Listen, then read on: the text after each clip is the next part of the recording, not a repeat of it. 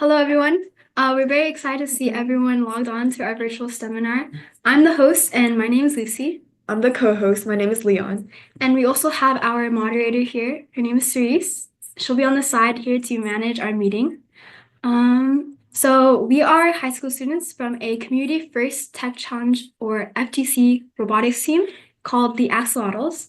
So FIRST is a global organization that essentially prepares students for a future in STEM, and we wanted to create an opportunity for students and aspiring engineers to get a glimpse into the realities of the STEM industry. So today we're happy to have 5 speakers here with us today, and we have our 2 industry professionals and 3 FIRST alumni. So to start, we have Mr. Clark Rucker, and he is a retired director of Phantom Works Quality at Boeing. We also have Mr. Sebastian Londono, who is a structural analysis engineer at Northrop Grumman. Next, we have Sarah Lamb, and she is a graduate from MIT with her bachelor's in 2022, and she continued her education and is currently a PhD student from MIT, or PhD student at Texas A&M, and she has spent 3 years in FTC. We also have Audrey, and she has her bachelor's in mechanical engineering at MIT, and she is currently a technical program manager at Formlabs. She has been in FTC for 2 years when she was in high school. And then we have Jessica, who had her undergrad at MIT and graduated in 2024, and is now 1 year into her Master's of Science program at MIT. And she did FLL for 1 year, then did 4 years in FTC for a total of 5 years in FIRST. So before we get started, I wanted to just kind of give like a brief introduction. So for everyone, we will not have questions open yet, but when the STEM professionals are done talking, we'll open up a mini Q&A session for you guys to either use the little raise your hand feature and unmute and ask your questions, or you guys can type your questions into the chat. And with that, we can get started with Mr. Clark Rucker, who I believe has slides prepared for you, and Mr. Rucker, the floor is yours. Probably be a good idea for me to unmute my mic. Hey, thank you very much. It's really good to see you again, Lucy and Leon. And wow, Sebastian, always good to see you, man. And happy to be able to share some experiences and some knowledge and some wisdom from various different areas with everyone that's online today. Sarah, Audrey, and Chen, good to see you guys. MIT, woohoo!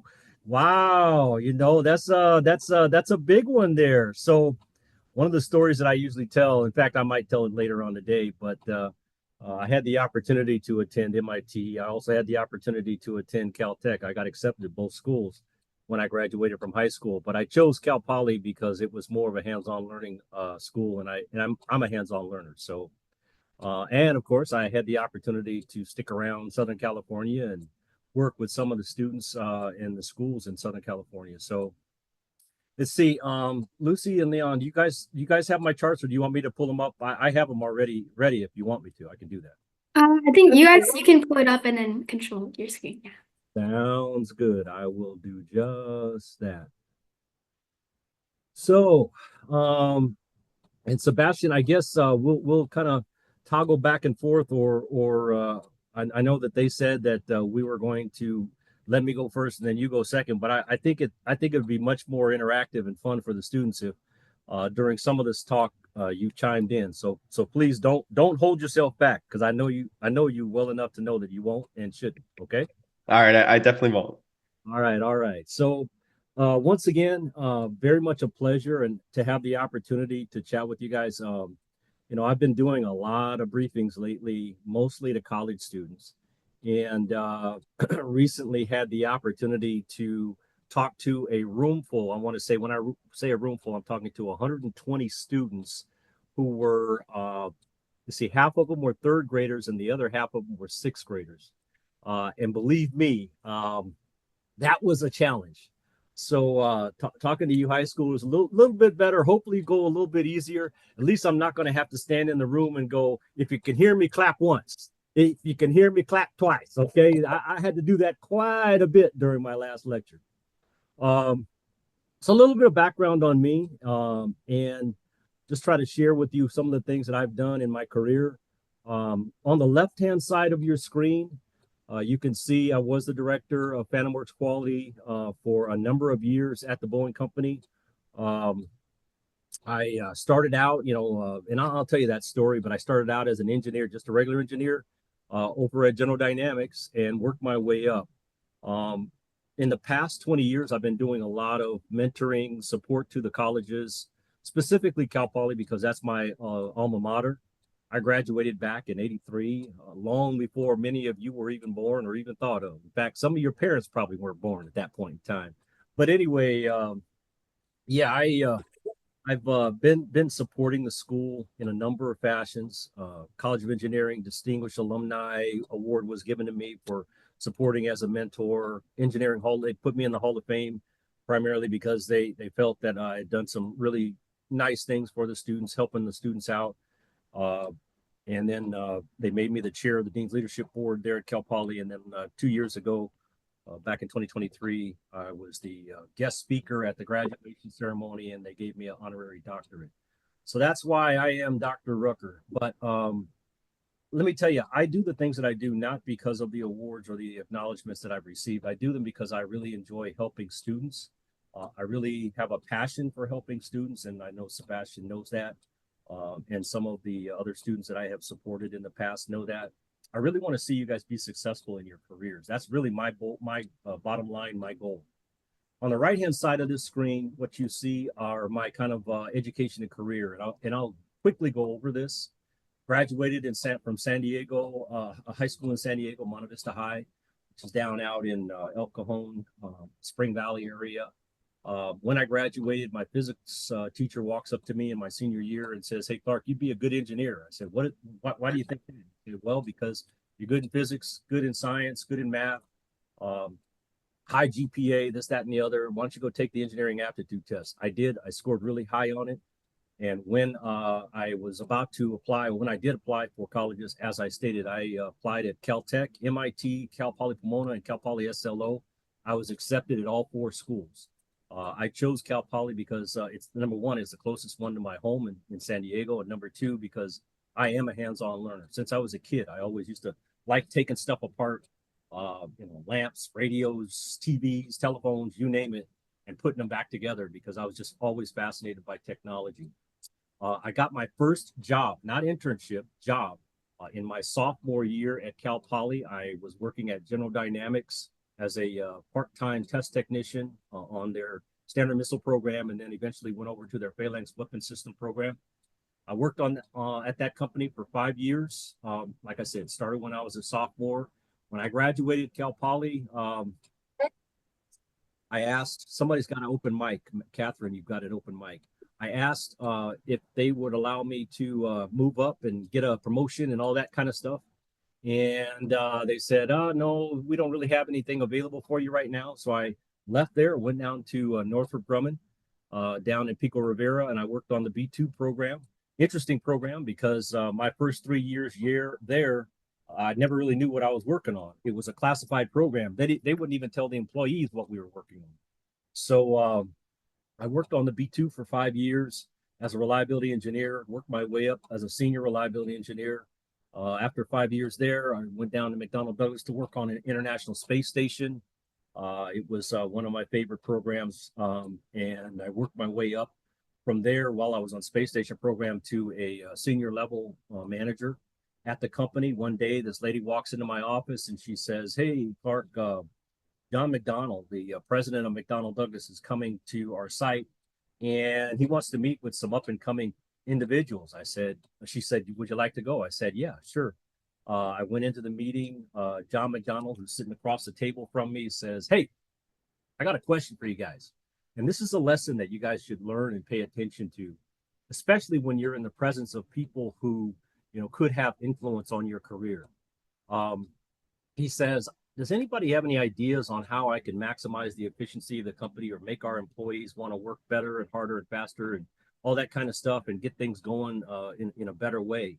And my hand went in the air and I waved it like I didn't care. And he said, "Okay, Clark, what do you have?" And I lit into him about IPTs, integrated product teams. I lit into him about things that I saw with performance incentive enhancements, bonuses that they could offer the employees for what they call pay for performance, etc. Next thing I know, he's looking at my badge, he's writing down things, taking notes from what I'm saying. And it wasn't maybe a month later, they came to me and they said they wanted me to go into my master's program, which the company was going to pay for. I said, okay. Didn't like it because at the beginning when I thought about it, I was like, well, Cal Poly was kind of hard. Why do I want to go back and get my master's? And the lady said, no, you don't understand. You're already in the program. We just want to know when you're going to start. So I got my master's degree, finished with my master's, sitting in my desk one day. About a month or two later, the same lady walks up, knocks on my door, says, hey, Clark, we want you to go in the executive rotation program. What's that? Oh, you're going to be flying out every Monday, going to various different Boeing sites, helping them efficientize and be better and do things better and clean up their programs, this, that, and the other. And you'll come back after 2 weeks. You'll spend the weekend at home, then out you go again. I said, you know what? I don't think that's going to go over too well with my wife because at that time I had a 4-year-old son and a 1-year-old daughter. So she said, no, you don't understand. You're already in the program. We just want to know when you're going to start. With that said, came home, had a difficult conversation with my wife, promised that my mom and grandma would help her out with the kids while I was on the road.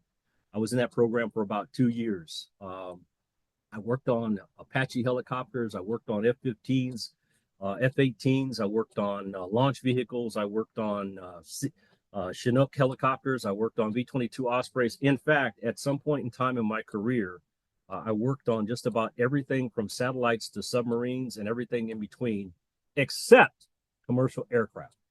So on this call, I don't want to hear anybody asking me about why 737 doors are falling off because I had nothing to do with that, or why 777X wheels are not staying on planes. I had nothing to do with that.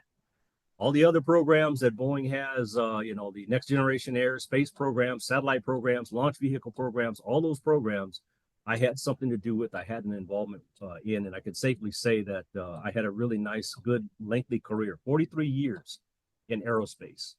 So that's my background. That's a little bit about me. And one of the things that I guess I wanted to share with you, Lucy and Leon told me that there were some questions that we were going to get into in this conversation today. Things about, STEM, what's the future of technology look like, all that kind of stuff. And I'll tell you right now, one of the things that I always tell students, when I do my lectures, I always say you can't really predict the future until you take a look at the past.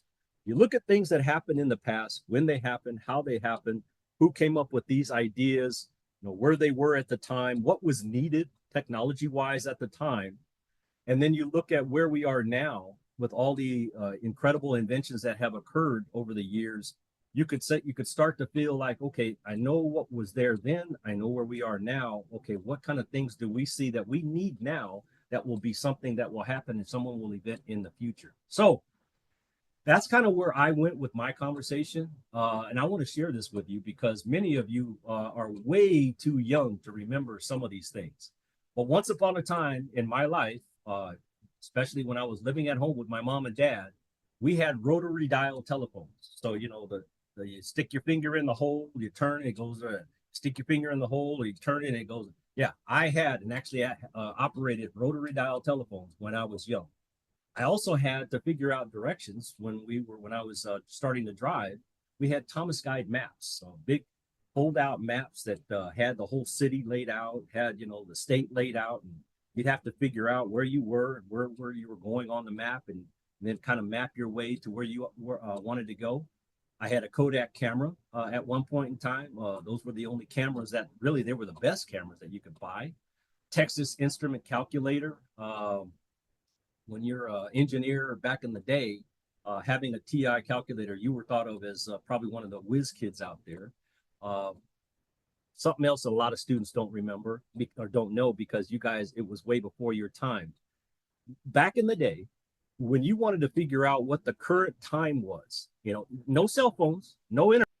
If you wanted to figure out what the current time was, you could dial it in on the phone and they would tell you at the tone, the time will be da, da, da, da, da, beep. That's how you had to figure out what the current time was. I also had to watch the news to get a weather report. I went to the doctor to help check my health status. I carried cash to pay for things. I had a boombox radio if I wanted to listen to music. And if I needed an answer to a tough question, I had to read the Encyclopedia Britannica. In fact, I still have my old family Encyclopedia Britannicas in my bookcase right behind me. So now, to do all of those things that I just listed, all I got to do is pick up my cell phone. My cell phone says, oh, yeah, here's the time, here's the weather. You want to go somewhere? I'll tell you how to get there. All that stuff is on your phone. Think about how someone said, I'd like to take all those things that used to be out there and put it on one device. That's technology advancement. And that is like I said, a look at the past, which tells you now how we got to where we are. Now you look at where we are, what kind of things that do we need in the future? And so I wanted to share that with you. There's a lot of milestones that happened over the past 50 years. This chart on the right-hand side kind of shows some of them, but just a simple thing like your cell phone. You guys, you're at the age, you're high schoolers, so you don't really know how lucky you are to have a cell phone. But let me tell you, back in the day, to get all this information and do all these things, it was a chore. So what do we say about what the future technology is going to look like if we don't look at the past? The internet came along in the 1990s, smartphones in the 2000s, personal computers in the 1970s. And believe me, when I first started in engineering 40 years ago, there were no computers. We had all the calculators and all that kind of stuff.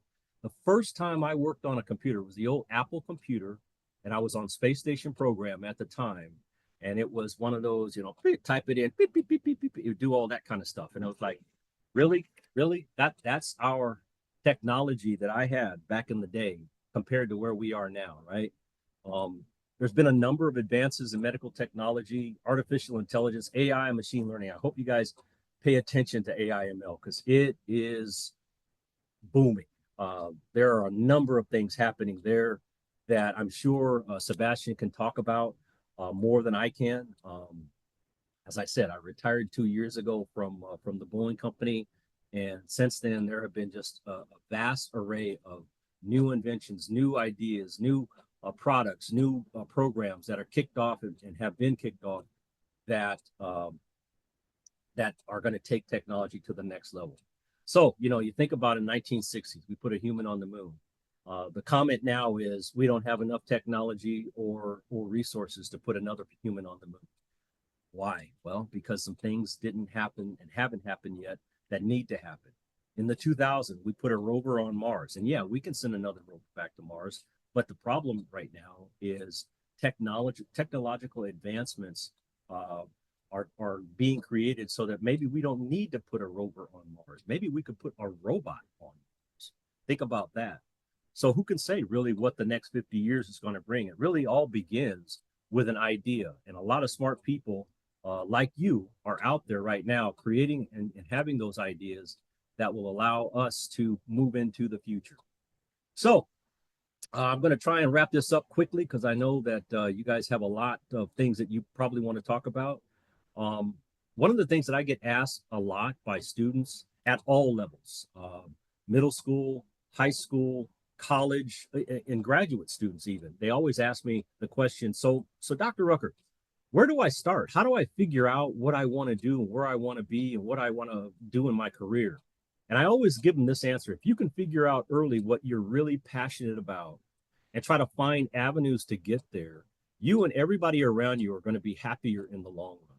All those people that have those smiling faces on this chart will be friends of yours, people that you know, people that will want to work with you, and they'll be teammates of yours that will want to pull you in.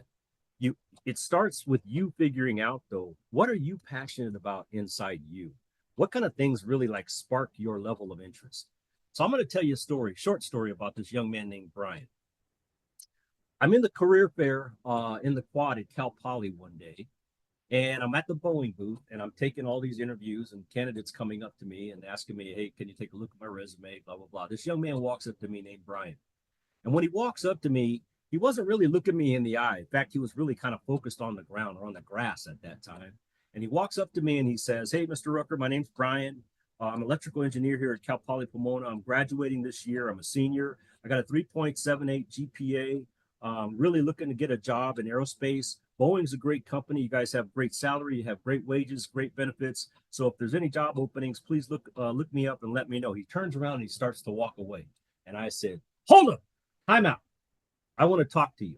And yeah, he jumped. He was a little bit startled, right? But he says, what can I do for you, Mr. Rucker? I said, well, here's the thing. I said, you told me all about why you want to work at Boeing, but you really didn't tell me why you want to work at Boeing. So tell me one more time, what do you want to do? What do you want to be? Well, Boeing's got great salary, great pay, blah, blah. I said, no, Brian. I want to know why do you want to work at Boeing? Northrop, Lockheed, Raytheon, NASA, JPL, you name the company, they all have great salary and great benefits. Why do you want to work at Boeing? He paused. He stopped. He thought. Then he answered and he said, I never really thought about that question. So I said, let's talk about something else. Let's talk about what you like to do when you're not here at Cal Poly. So we got into this conversation. He started telling me about music, his musical background, this, that, and the other.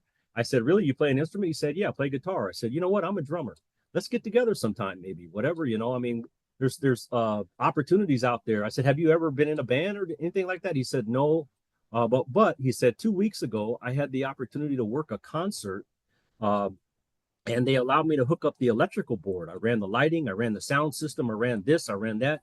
And I could see that he was starting to get passionate about what he was telling me. His eyes were no longer looking at the grass. He's now looking me in the face. He's telling me his passion that he has for the music industry and for running those lights and running that sound system and hooking up the boards, and the confidence that they gave him to do that. And I said, you know what, Brian, you don't want to work at Boeing. What we need to do is find a way to connect your passion for music with your EE degree, electronic engineering degree. So I sent his resume to a friend of mine, Ed McGee, who was the vice president of manufacturing for Fender at the time. And I said, Ed, take a look at this young man's resume. I think he might be somebody that you might be interested in. He did. I hadn't heard anything for a year after that. Zero, nothing, no contact, no nothing. A year later, I get this email out of the blue. It's Brian. Dr. Rucker, I want to thank you for that conversation that we had in the quad that day. You woke me up to something that I hadn't really realized and I hadn't even thought about. And that was how I could connect my passion with my degree as a EE.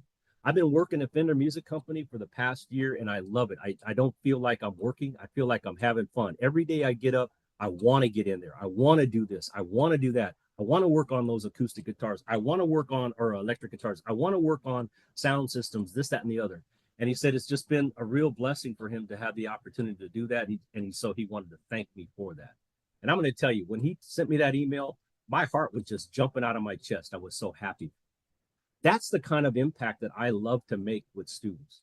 When I hear that they have gone from where they were at college or in high school to where they are in a job that they're really happy working, I'm very passionate about that.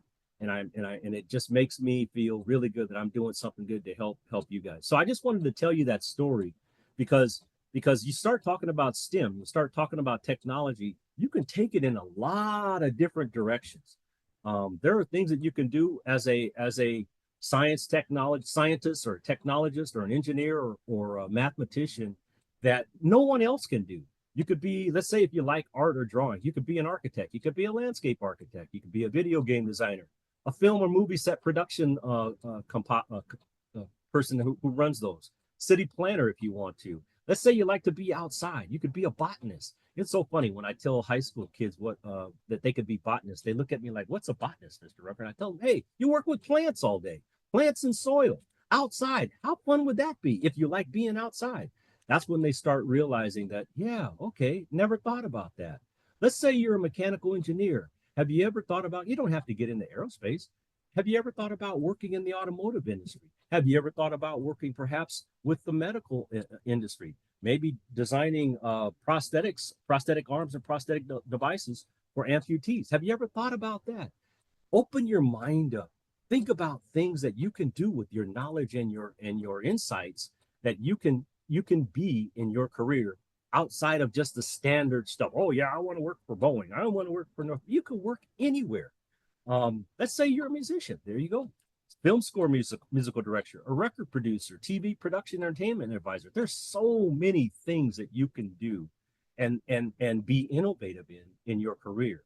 I just wanted to share that with you. And when I talk to middle school, high school students, even some college students, this chart opens up their mind to all the areas that they could possibly get into. Two of my favorite quotes: if you're not willing to learn, nobody's going to be able to help you. But if you're determined to learn, no one can stop you. I firmly believe in that. I also believe that if you can find a mentor, and by the way, folks, I'll be happy to meet your mentor. All you got to do is connect with me on LinkedIn. Um, if I can help you as a mentor, or someone else can help you as a mentor achieve your goals and dreams, again, it fulfills my heart, and hopefully it will make you feel successful in your careers. Last couple of slides that I have for you. Hobbs, help others be successful. Every time I do a lecture at Cal Poly or anywhere else, I always say to students, why am I here? Why am I here today talking to you?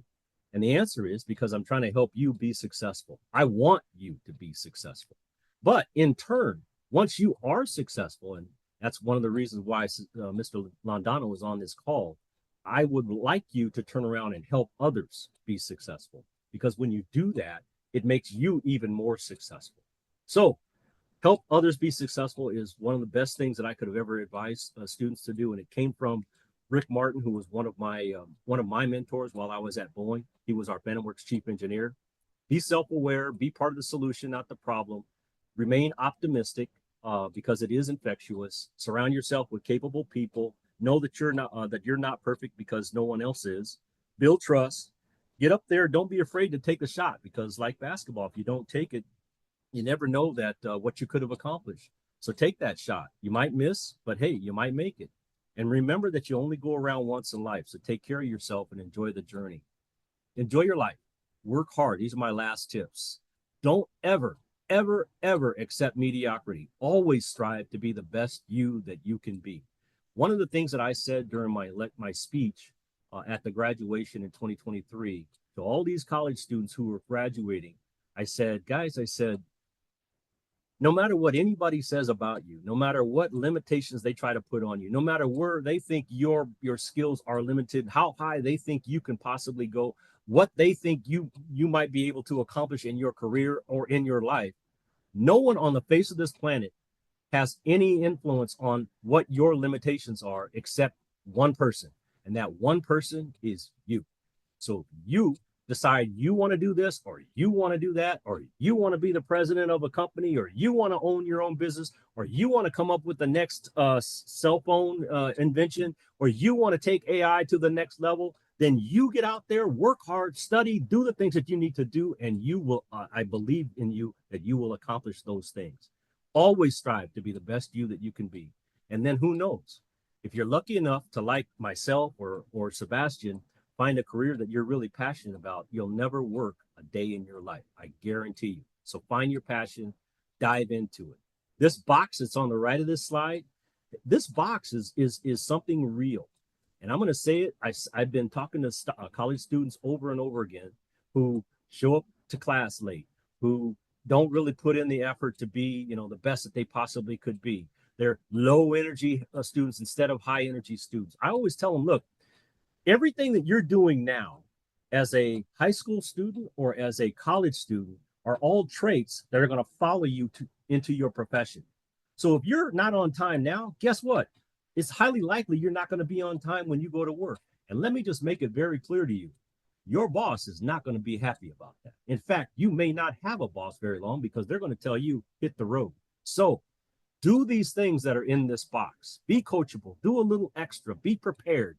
Have a strong work ethic. If you do these things, I can guarantee you'll have a successful career. And who knows, you might last 43 years in aerospace like I did. And with that said, I think I'm going to hold on my questions, Q&A stuff, and I'm going to let Mr. Londono, let's see if I can end my show. There we go. I'm going to let Mr. Londono speak. Hopefully you guys got something out of that. Lucy, Leon, is it Sebastian's turn? We can't hear you. You're on mute.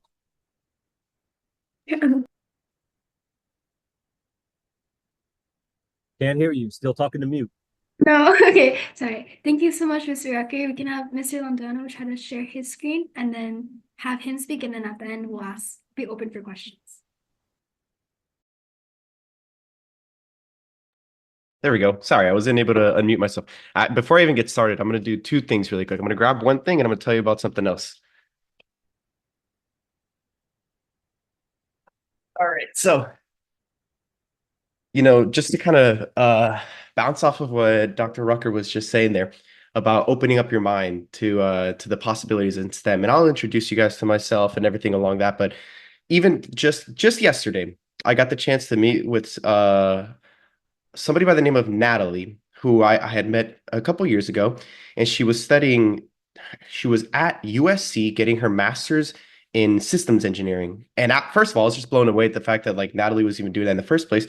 And I got to see her yesterday and catching up with her. I was like, hey, so what's up? What are you doing? She's working for the Dodgers with a master's in systems engineering. And I'm thinking like, what did happen? Like, what happened? She goes, what do you mean what happened? Like, I love it. I get to do so many things. It's exactly what I wanted to do, but it's a master's in systems, and I've managed to use it in that. And then in talking with her, she was telling me that a lot of the people that she works alongside with are NASA, JPL, systems engineers who have went from being at JPL to now working for the Dodgers and doing a lot of things that have to do with data at the Dodger Stadium and with the team. I just wanted to kind of touch on that. And another thing too, Dr. Rucker mentioned that you miss 100% of the shots you don't take, and I'm not sure if anybody's a fan of the Office, but it's not going to show up.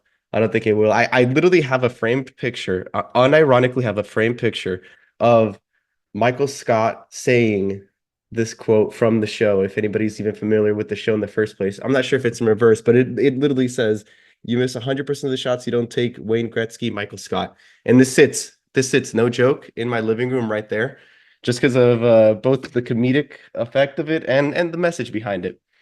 So let me go ahead and re-blur my screen here, but you guys already got a little sneak peek of what my living room looks like, and I will share with you my presentation.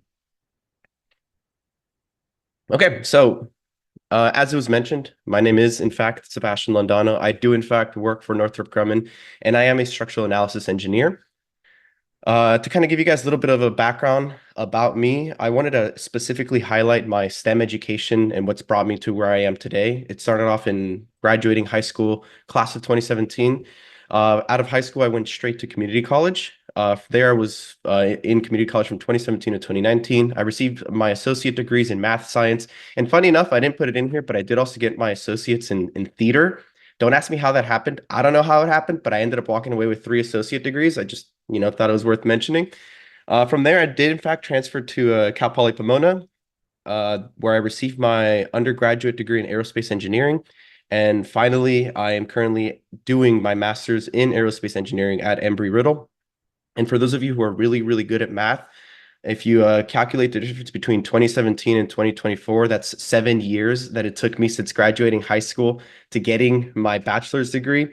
And I'd be more than happy to tell you more about that afterwards. But for now, I will kind of highlight some of the impact that STEM has had in my career, specifically starting in high school. So this is basically where my exposure to engineering really began. Here is where I got the opportunity to compete in this is the first project I ever had a chance to compete in, which was just building a bridge out of balsa wood. And that was an absolute blast and just kind of opened my eyes to just not only what it meant to have to go through the process of designing something, but also seeing it through to the end, testing it and competing against others. We did other things like the egg drop. We did SolidWorks CAD challenges. And it's worth highlighting that this is my upbringing in high school while you guys are out here making robots. And, I want to give you guys credit, take a second to highlight the fact that what you guys are doing is absolutely amazing. But in addition to all that, I also did some personal projects outside of school. On my own time, I built a motorized drift trike. So I took a bike frame, cut it in half, welded together a metal frame, and added basically like a motorcycle engine to it. That was absolutely incredibly dangerous, but an absolute blast and a great learning experience too, because all of this came not so much from knowing how it worked, but just wanting to figure it out for myself. So it was seeing things online that I thought were cool, and I wanted to kind of explore and push myself to figure it out on my own. And looking back at it now, like this took me at the time almost a year to pull off. Today, I could probably pull this off over the course of just a week. So it is nice to look back and see how much things have changed and how much I've grown with my sort of understanding of what it is to engineer something like that. And on top of that, I was also an AP student. I passed my AP physics exam, and at the bottom, very bottom there, this is, like I mentioned, the first sort of opportunity that I got to realize that engineering isn't just one thing. I don't know about you guys, but for me in high school, engineering was maybe like I get to build things or I get to kind of just do this or do that. It was always kind of this big umbrella sort of term. And this was my first opportunity to see that no, there are very, very drastically different things that relate to engineering and what it can be.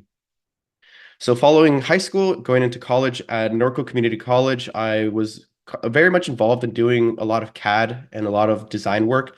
So I participated on things like a campus bench design challenge where they put out a challenge to the students to design a bench. The winning challenge got chosen, or the winning submission got chosen, and then it got built and put throughout the campus. I didn't win, but it was still a great opportunity to even just get to flex my design muscles. At Cal Poly Pomona, as you heard, schools is very well known for being a school of like learn by doing. That's sort of our motto behind everything that we do. And so there was, I'm not even joking when I say this, countless of classroom projects, everything ranging from low speed, high speed wind tunnel testing, which you can see here pictures of. There was jet engine propulsion testing, which is the picture there you see with the team that I was a part of. Avionics, where we designed components that we tested on RC planes, getting data live and not only just gathering the data, but actually analyzing it. And then rocket stabilization. And being here was, I think, the biggest eye opener for me in realizing just how important, how impactful, and how much of a difference it is working as a team versus working alone. And I know you guys know this already, but I'm going to absolutely harp on this, is you will never be able to accomplish what you can accomplish as a team versus working alone. And you guys being on these teams now, I'm sure you see that for yourself. If you take a step back and try to do it all on your own, it's going to be just absolutely impossible. So this was, I mean, it came all the way, it took me this long to figure it out, but it was in college that I realized it's a lot better to be a team than to just do it all on your own. And so in addition to being in classrooms, doing the classroom projects and getting to participate in all that, by far one of the biggest impacts that even to this day I look back and I cannot give enough credit to and has shaped me to be the engineer that I am today comes from being part of project teams. This is no different than what you guys are doing right now. So you guys, I'm not even joking, are miles ahead of where I was in high school. Miles, even in and of itself, is probably an understatement because while I was just kind of doing egg drops and things like that, you guys are doing the equivalent of what I ended up doing in college. But first and foremost, in 2021, I got to be what was considered the payload lead on the very first team that I was a part of, known as active stabilization. And on this team, I designed the housing for the camera that captured the footage that you're taking a look at now. So this is the actual footage that I captured the day that we launched. And with this footage, we kind of sat back and realized what we needed to fix, what adjustments needed to be made. It's a lot longer of a video, but the rocket spins so fast that it makes me nauseous looking at the video, and I don't want to do that to you guys. But following this experience, I knew, even right away, I knew just how impactful this was. So I immediately joined NASA Student Launch. And this was a project that was dictated by NASA themselves. So they would give us requirements for designing and building a rocket. And we would then, according to those requirements, make the rocket, which is pictured here. And you can kind of see me sitting down here with a couple of buddies that I've made and everybody here too. I mean, I've also just not only did I learn to be, and like I wrote down here at the bottom, not only did I learn to be a good teammate and even a better leader, I got the opportunity to connect with quite literally some of the leaders in industry today. There are people in this picture who are making some of the craziest impacts at the companies that they're working for now, that if I wanted to, I can shoot a text to right now and ask to see what's going on, how are things going, and everything like that. And then lastly, I think where I give the most credit to when it comes to shaping me into being who I am today as an engineer and where I am in my career, it comes down to being part of the Liquid Rocket Lab. Here I was part of the team from 2021 to 2024. I got the opportunity not to just be a team lead, but a project lead in and of itself. So it wasn't that I was responsible for just a small team. I was responsible for the entire project when it came to additive manufacturing specifically. And on top of that, I was also the structures manufacturing team lead. And to give you an idea of what some of the stuff that was being done, The Liquid Rocket Lab was pushing to be the first undergraduate team to design, build, test, and fly the first fully 3D printed liquid rocket engine. Now, what you're seeing here in this video was one of our earlier versions of a liquid rocket engine that wasn't necessarily 3D printed, but the team that I was on was the one that was pushing to make it all fully 3D printed. And this will kind of tie into what the future of STEM looks like, or just what I believe the future in science, technology, engineering, math will be. And before I even get to that, I will tell you that one of the biggest things that I learned from being part of this team is that it's not supposed to be easy. It's not going to be easy, but it is going to be an absolute blast being able to be a part of these types of teams and the work that goes into accomplishing what you're seeing. So now, talking about what I just mentioned, what does the future look like? So in preparing this presentation, we kind of agreed that I would be more focusing on what the future looks like. And with that, I would start off by saying, number one is going to be materials and manufacturing. The picture you actually see on the right at the top is something that I personally got to design, 3D print, and I'm testing there. That's a 3D printed puck of metal. So I know a lot of you now are completely familiar. Some of you may even just look over your shoulder and be able to point at the 3D printer that you get to work with. Same is true here. I can point across the room, and I'm pointing right now to two of my 3D printers that are sitting in my kitchen. My fiance is not too happy about that, but they are sitting right there. And the biggest reason that I feel that materials and manufacturing is going to be what the future looks like is at this time right now, we have companies who are fully 3D printing rockets that are going to space. For those of you who aren't familiar with it, if you look up the company Relativity, which is the one that I have pictured at the bottom right, they are an aerospace company who are currently 3D printing rockets to go to space. 10 years ago, I mean, I'm not even sure some of you can think back to what was going on 10 years ago, but 10 years ago, plastic printing was just becoming a thing where getting your hands on a plastic printer was something that was going to cost you a good amount of money. It was being already practiced in fields, in medical fields, and in other fields like that, where companies were investing a lot of time and energy into doing that. Metal printing was not even something that was remotely conceivable unless it was happening behind closed doors, and it was something that was incredibly difficult to get to. And now, if you think about how all of that compares to today, like I said, I have two plastic printers that I bought for like $50 off of Craigslist, off somebody who's just like, I don't need it anymore. We have the ability to print with metal in school. This is what you're seeing at the top right is metal 3D printing that I got to do while I was 18, 19, 20 years old. Like, in what world would anybody ever give an 18-year-old the opportunity to even get to 3D print with metal? And so it's why I strongly, strongly, strongly believe that the future is going to be related to materials and manufacturing. And it does boil down to, we can design some of the craziest things today. You guys are designing some of the absolute craziest things today. But what good is a design if you can't make it? What's the point of making something super cool, super capable, and super awesome if there is no way to actually manufacture it in the first place? So that, in my opinion, is one of the three things. I did highlight three things in total that I think are going to be what the future looks like. One of the three things that I think are going to be one of the craziest changes in the future of STEM and engineering. Moving on to number two, and I'm sure you guys are all already talking about it. I'm sure everybody's already using it, but artificial intelligence, it is an absolute just buzzword right now. We are witnessing firsthand what exponential growth quite literally means. If you look back to a year ago of what the videos that AI was making versus the videos that AI can make today, it's just mind-boggling. It's almost starting to get to the point where you can't tell the difference between the two. But what I will tell you today is that it is proving to be an incredibly powerful tool. I bolded it, I highlighted it, I made it very obvious that it is a tool. And the example that I'm going to give you is that every single one of you here, I know for a fact that every single one of you here knows how to use a calculator. You can put the numbers in, you can add numbers, subtract numbers. Some of you might even be calculator whiz, where you can even graph some things. But not every single one of you knows how to truly use the calculator to its fullest potential.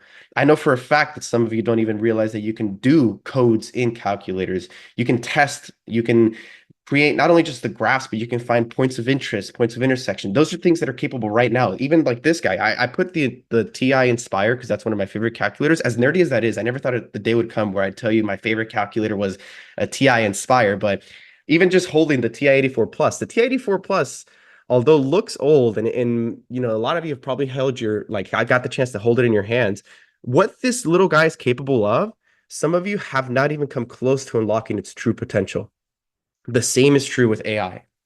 And I strongly, strongly believe that it is going to continue to be that way.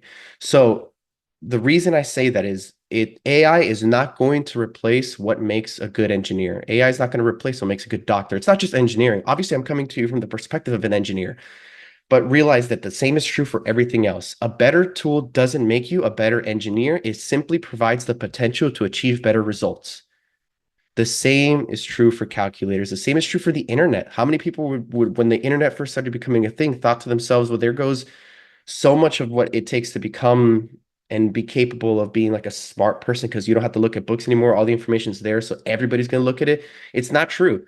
So realize that as powerful as AI is getting and as dominant it is becoming, and we are witnessing exponential growth, it is a tool that you need to learn how to use. If you don't know how to use the tool, it's only ever going to be as useful as the user is capable of using. And then finally, to wrap up my final point of what the future looks like, is quantum computing. I'd be lying to you guys if I said that I knew what quantum computing was. To me, this is something that I'm even still mind blown, and I can't quite really understand its true capabilities and possibilities with quantum computing, but it is, as of lately, going to be one of the craziest advancements in science. And for those who aren't familiar, it's a supercomputer is the easiest way to put it. It's going to give us unprecedented problem-solving capabilities. So the ability to just not only solve things a lot quicker, but just solve things that were previously not solvable. It's the future of encryption and decryption, which is why it's become a major interest for national security. And the best analogy that I could find when trying to explain what quantum computing is the maze analogy. So I kind of pictured two mazes here at the bottom. A traditional computer, when trying to solve a problem, will go and test one path at a time. So the dotted lines would represent every path that the traditional computer might have taken. So it'll make a left, go down, make a right. That's not the right path. So it retracts and tries again. It makes a right, kind of goes in a circle, gets stuck. It retracts back to the beginning until it eventually will find the right path. Quantum computing does it all at the same time. It simultaneously exists in every single path, trying to find its solution until once it does, nothing else that it did matters, and it just immediately gets there.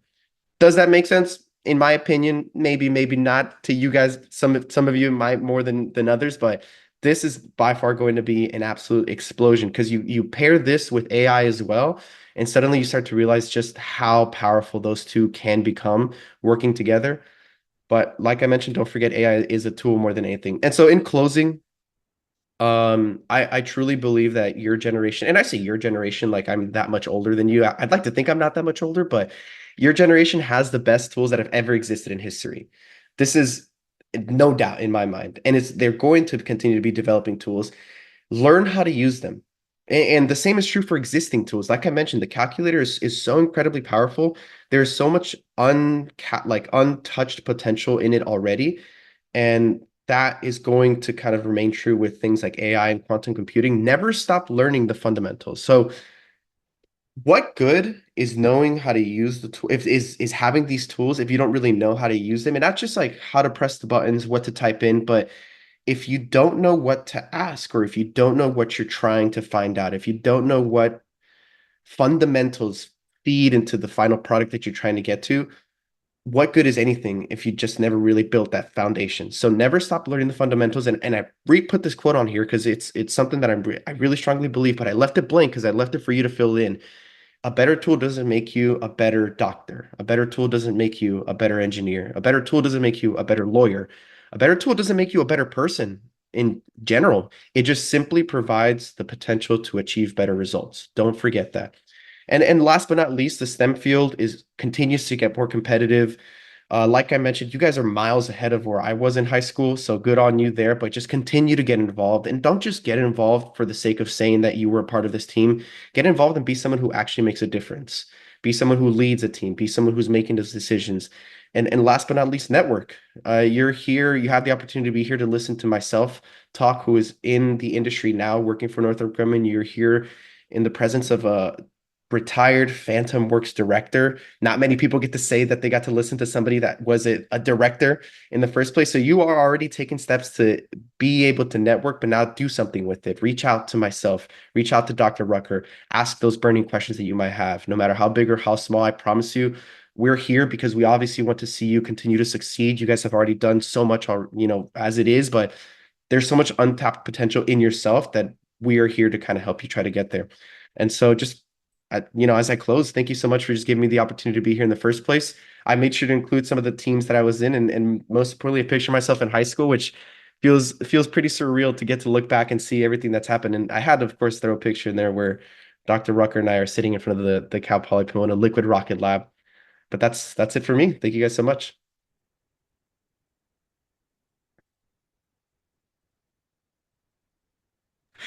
Okay, sorry, it wasn't working.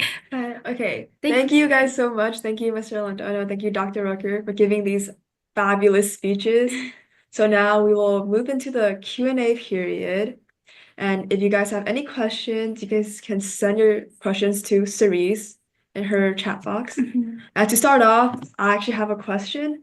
So, what are some of the obstacles in the STEM industry that you face or you just see people in the STEM industry face?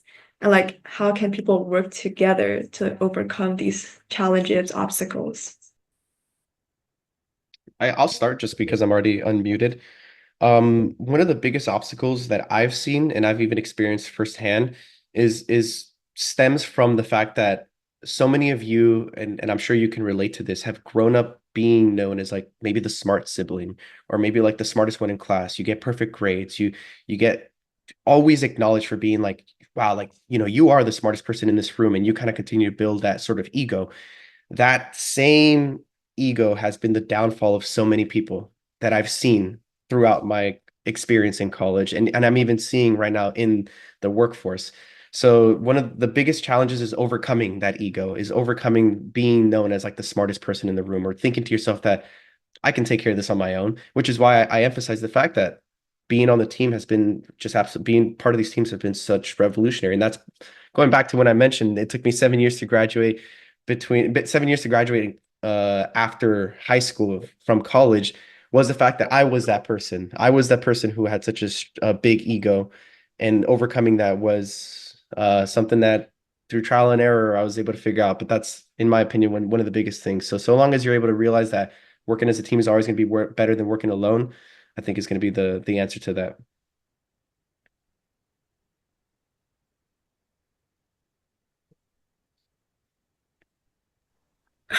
Thank you so much.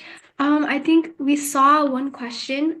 They asked, how can I prepare for road towards engineering? Someone asked in the chat. So anyone can answer. So the question was how to prepare for a road in engineering or a career in engineering? Yes, that was the question.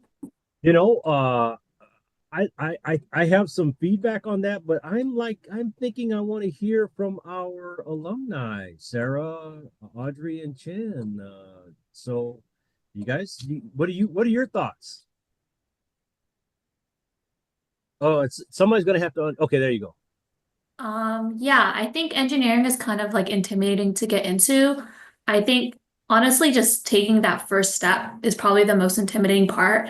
But like finding people like in programs like first, or like finding mentors that are willing to like invest in you, I think is probably like the biggest step, because I think it's pretty impossible to approach engineering through just even like, I think you could start with like YouTube videos and like going through that route, but I think learning and developing that thought process behind engineering.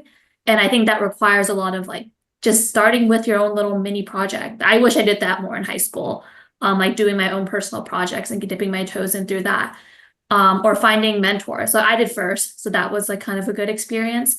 But I think finding other professionals in the industry, and I think there's a lot of avenues of engineering, like everything is engineering if you think about it, like things like robots that get sent to space, to even like like I have like a glass next to me, like how these cups are manufactured. That's also engineering. So like exposing yourself and learning from people who do those things and seeing what your route of engineering is, like what you want to do, is like a good step to like kind of like get exposed to it.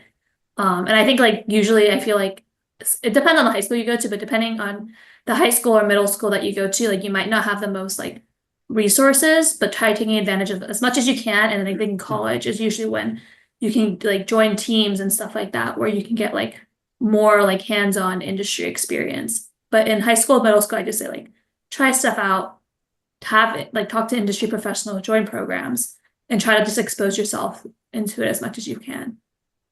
Hey, Sarah, I have a question for you. Mhm. So in high school, what was your GPA when you graduated? Oh, it's been so hot. I think I had like a 4.0 unweighted, and weighted was like maybe 4 point something. I don't, it's been a hot second. I graduated in 2018, so that was, Well, no problem. I can tell you, you think you're having difficulty remembering your GPA? yeah. What was your first semester in college GPA? First semester in college, what was your GPA? So MIT does a thing where they don't give you a GPA your first semester. So they give Okay. you pass fail, Okay. or pass no record. So they're actually very kind about that. Okay. A thing I think I didn't do in college as much was like join a lot of like part of my undergrad, like the middle chunk was COVID. So I really just got freshman and senior year there. But I think I focused a lot on like classes versus like gaining like more like project experience. So that's like something that I kind of wish I got more of in undergrad. So I did like do pretty well GPA wise in college, but I think in the sacrifice of like not joining as much teams and stuff, which I wish I did more. Got it. I forgot you were during the COVID years. Okay. Yeah, COVID took a kind of a big chunk of my college, And unfortunately. I'm questioning about I'm sorry, Audrey Jessica, yeah. and Jessica. How about you guys? And you're gonna have to okay, good. Yeah. Okay. Which questions are we answering? High school GPA when you graduated. I had a 4.0. Audrey? I Or I'm Audrey, sorry. I'm This sorry, is Jessica. I had like Okay. a 0.9 something. Okay. First semester in college. So, were you in the same way? Yeah, because MIT, all three of us went to MIT. So all three of us got the pass fail. Okay. Like Sebastian, how about you, man? Oh man, I was going to forget, but in high school I had a weighted was 4.5, unweighted was 4.0, and then in my first semester in college at Cal Poly, my GPA they weren't as nice, I guess, as MIT. They let you know what GPA you had, but my GPA was I think it was like a 1.9 or like a 2 points. It was, but it was what I was referring to earlier, and I'm glad that you bring it up, Dr. Rucker, was that I actually was almost kicked out of Cal Poly Pomona. I didn't know this, but you have amongst everything you sign when you go to school, there's something that you sign that says you will never let your GPA drop below 2.5, or else hasta luego, you're booted to the street. And so it was a big change, a dramatic change for me having to go from high school to college, and they sat me down. I sat down with my professor, with my counselor, and with it had to have been somebody from within the College of Engineering, and they said, "Hey, you got to get it together, man. Like I don't know if you realize this, but you signed something, and we have every right to kick you out and send you home." But that was part of the reason why it took me almost 7 years after high school to graduate. But that was my experience. So there's a reason why I asked you each of you that question. And yeah, my story is very similar to Sebastian. 3.98 on a 4.0 scale when I graduated high school, 2.58 actually when in my first semester at Cal Poly. But I'm going to tell you this. The reason why I ask you that question is because the question that came up from the student asked, how do I prepare myself to be an engineer? The answer to that question is number one, while you're in high school, learn how to study. Learn how to focus on the things that you are trying or you are being taught by your professors. Learn how to, as Sarah stated, learn how to network, how to meet professors and talk to your professors. Learn how to network with other professionals who are out there, or they may not be professionals. They may be just people who are engineers that you can have an opportunity to chat with. But learn those things while you're in high school, and it'll make college and your transition to college so much easier. Because I'll tell you, when I graduated high school, kind of like Sebastian, I had this big head. I'm a smart guy. I could do this. I could do that. when I got to Cal Poly, it kicked my rear end good. But in fact, I'm gonna tell you how bad it was. I called my father and I said, I want to come home. I cannot do this. And my dad was the one that told me, no, you're going to stay, that you chose that school. You're going to stay there a year. At the end of the year, we'll decide what you're going to do. And by the time that I finished that year at Cal Poly, I had learned how to study.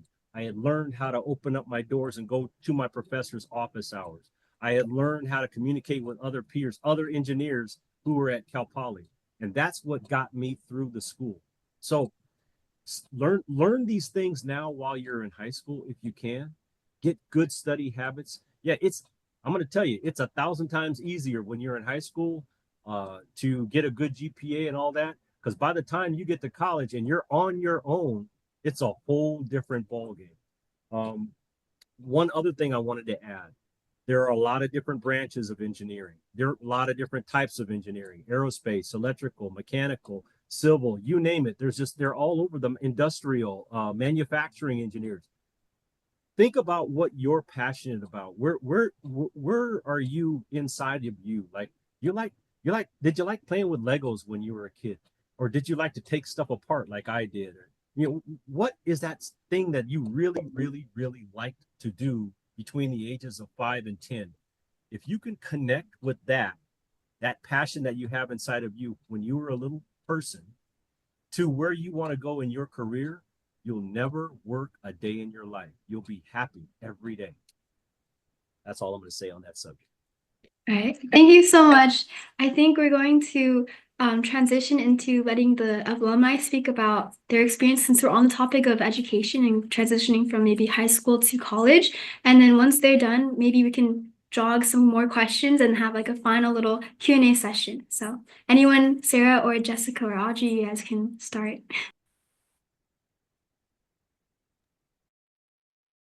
I guess I could start. Okay, yeah. Hi, I'm Sarah. I think I was introduced previously, but just for some context, I went to like Glen A. Wilson High School from 2014 to 2018, and I joined first in 2015, my sophomore year, and did it all the way to my senior year. Yeah, and honestly, the reason I joined first or robotics was I was always like interested in engineering, but I don't think I really knew what it was, or like what robotics was along those lines. And even after first, I like obviously thought I knew, but like in college, I also was like, wow, I actually don't know what engineering is. Because I think there's a lot of layers to engineering that I think like yeah, that like I feel like you'll just like think that you're there, and then it like has another level lower and lower and lower. So so I kind of joined like on a whim. There were like tryouts when I was joining, like the team just existed. So it wasn't really well advertised. The team I think had one like semi-successful year before me, and then so it was like really just being built up. So I think joining, I just tried out. I didn't even think it was that serious, and I got in luckily. And I think one thing that, at least in my time, is like because we were a new team, we had to establish a lot of stuff. There was a lot of opportunities for like leadership and like outreach opportunities and defining that role and like kind of like the mindset we wanted to form as a team. So I think that that was kind of like a reason that I was able to like grow in first a lot. I think I was able to like step on to those leadership positions. And I think that helps me later on, like taking initiative, stepping into the leadership positions. There were like a lot of things we never did before. Like we had no robotics room or robotics parts or anything like that. We didn't have a field our first year. So I think that kind of working through that like really taught me to like step up, and I think it also built like a lot of team camaraderie. Just like being like, we're just kind of like, we would get kicked out when the janitor would kick us out because he was like, we got to close up the school. And we're like, oh darn. And like we beg him to stay like after hours to let us, have more practice time. So I think that built a lot of like camaraderie and like teamwork and bandwork with our team. And I think that's like something that I think a lot of engineers are very fond of when they look back at their time in engineering. They look back at like the late nights that they spend with their team, like trying to get the stupid thing to work, and then it ends up working at like 2 a.m. in the morning or something, and they're like, or it doesn't, and you go home and you're sad, and then you have to go out back at it the next day. I think that that grit really helped me in college. Yeah, and I think that what FIRST it fulfills a part that I think in school, like your normal classes do not. Like I took like AP classes, obviously. And the classes are like kind of forcing you to like prep for this like test. And I think that and it's like almost like anything you do in between like now and between like everything that matters is just for like this 2-hour test. And they're not really looking to like develop your skills as like a person. They're just developing your skills so they focus on this test and focus on the classes and acing these classes just to get this like final like grade score that like one letter on a piece of paper or like one number on a piece of paper. And that mindset, I think, isn't what engineering is about, right? Engineering is about like the process and learning like a mindset and developing these skills to make you a like better engineer and a better person. And like what you are as an engineer is not defined by something that's on a piece of paper or by a number on a paper, like a letter on a paper. It's like who your skills are as you grow as a person. So I think that's very important in engineering. And yeah, I think that going into college, I went in with a lot of like what's the word? Imposter syndrome. Seeing all these other people that are very established and knowing things. And I think you guys are in a good position where you like are exposed to STEM and have some like, and I also like came in with that, right? But going in, there's always going to be some bigger fish in this pond that you're in. So I think that being able to get over that is really difficult. Like my freshman year of college, I was like, oh, I can't join this club. These people know machining. These people know things that I like have never heard of. So I actually didn't join any clubs my freshman year, which I like kind of like, or any engineering clubs my freshman year because I was like intimidated. So I think even now, in FIRST, I think like now teams are generally more established. When I joined, it was like kind of whatever, but I think now like teams are more established. It seems more intimidating. Even if like you're on a team and you're working on like, I don't know, outreach or something, but you like are too intimidated to do like the engineering aspect or maybe vice versa. I think that dipping your toes and taking initiative, you obviously won't be like the best at it starting off, but I think engineering is like practice. So I think that the more that you do it and the more that you expose yourself to it, I think that it will make you a lot stronger. And I think there are little skills you'll pick up that throughout your process that like you won't be able to take from even like a class, like an engineering class. There are little skills that you pick up just through every project that I think will apply and make you a stronger engineer. I think the best engineers are not like people who are naturally good at it. I think the reason why there are like these like stages to engineering is like people who like have more experience. Yeah, so yeah, throughout college I did like I joined a couple of research labs. I think I mentioned before I was really focused on classes versus joining these programs, which is something, part of it was COVID, part of it was like my imposter syndrome. But like my senior year I started getting my like actually getting to the groove of like joining labs and being more involved in it, but it was senior year unfortunately. But now I'm at a graduate program at Texas A&M and I'm like really involved in my lab. And I think this is like my first time having like a long-term, like multi-year project that I'm working on.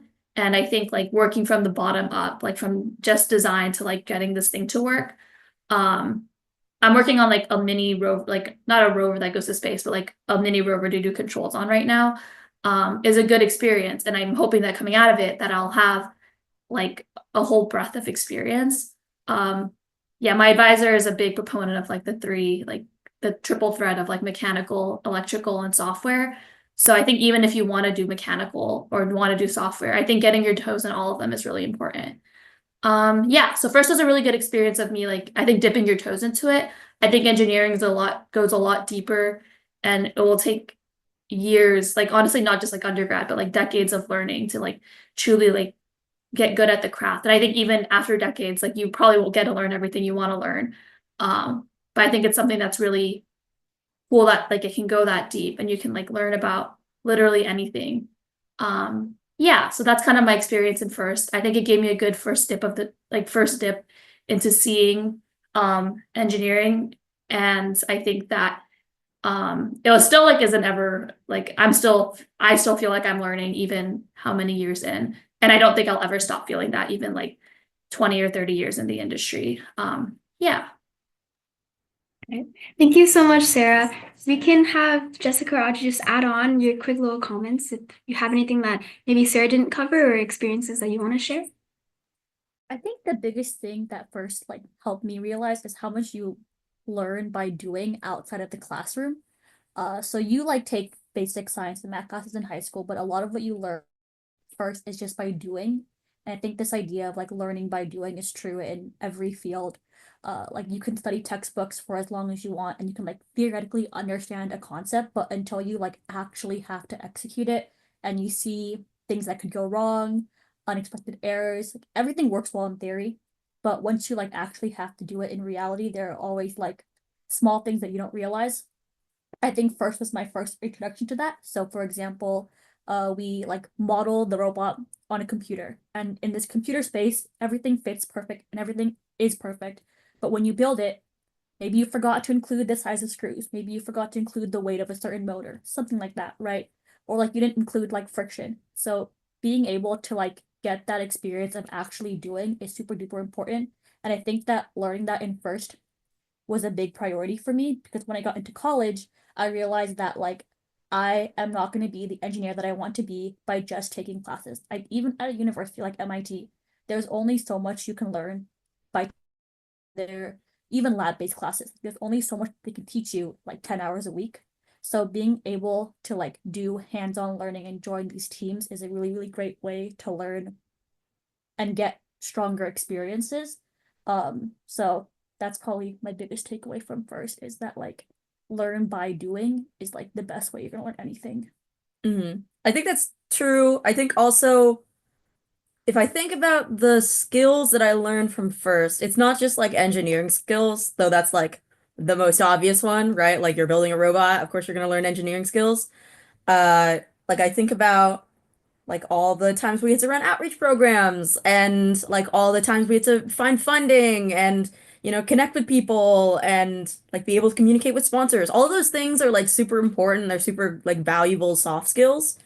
And those skills ended up being like the ones that translate most directly to like my current job. Like I work not as an engineer, but I work as a technical program manager, which is, if you don't know what that means, basically means I'm like a professional planner of sorts. I like think about how to plan making a product and execute the product.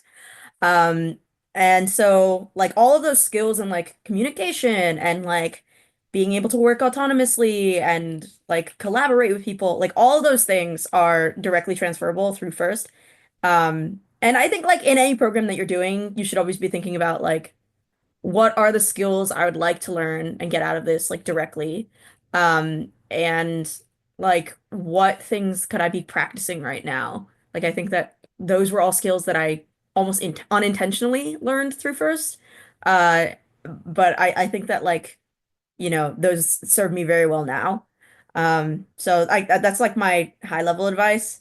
I also think that, we've been talking about like joining clubs, joining all these teams. Like yeah, and I think that you should always be like looking for opportunities and understanding that. But I also think on like a lot of the opportunities that I had in my life have been just because I like asked for it. Like why like I think about internships that I asked for, like I literally emailed someone and then I got an internship that way.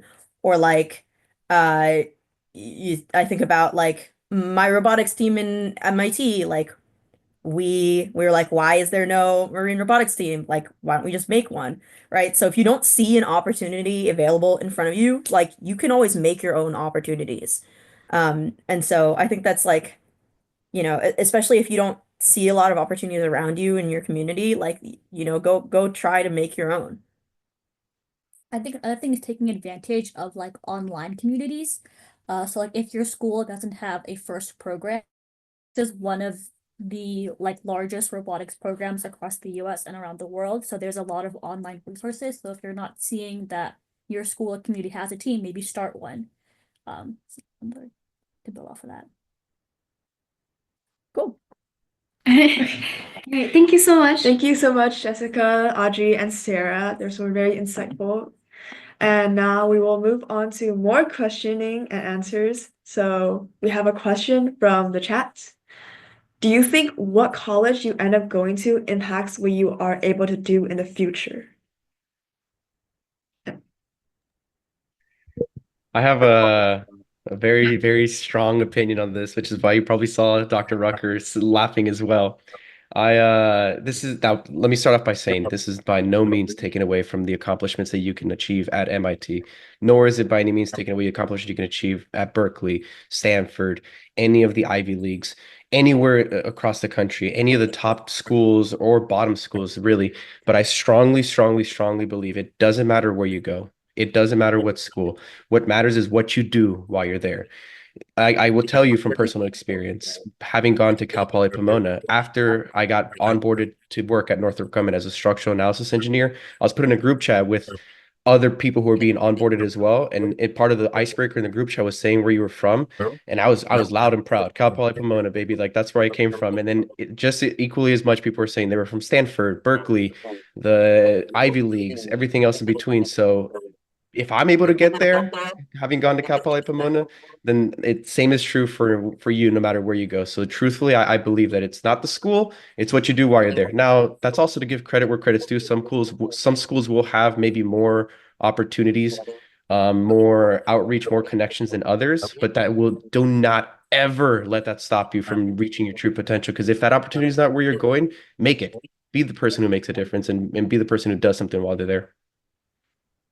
Yeah, I totally agree with you, Sebastian. In fact, one thing just like you, I always recommend that students not worry so much about the school that they're attending as much as what they're learning at the school and how to apply the learning skills that they have acquired while they're at the school.